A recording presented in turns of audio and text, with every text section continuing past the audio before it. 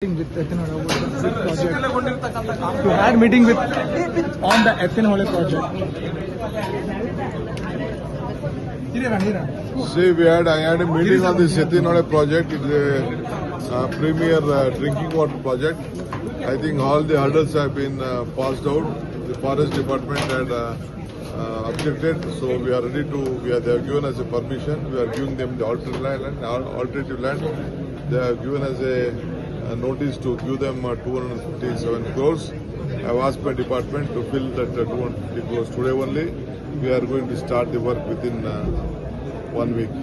Is delay because of the forest land, sir? Yes, of course, because there was objection from the Central Government Forest Department. I went and met the Honorable Minister very long, about 4-5 times.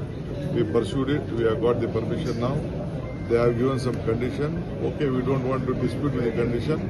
We just go ahead with the project. Also, that tomorrow you going to the city rounds about the problem. Tomorrow we are going to a city round. Some inaugurations also are kept where the work has already been done. We will do it. And now, as far as Bengaluru is concerned, myself, Chief Minister, we are meeting and we are discussing on this whatever the problem has been raised yesterday night.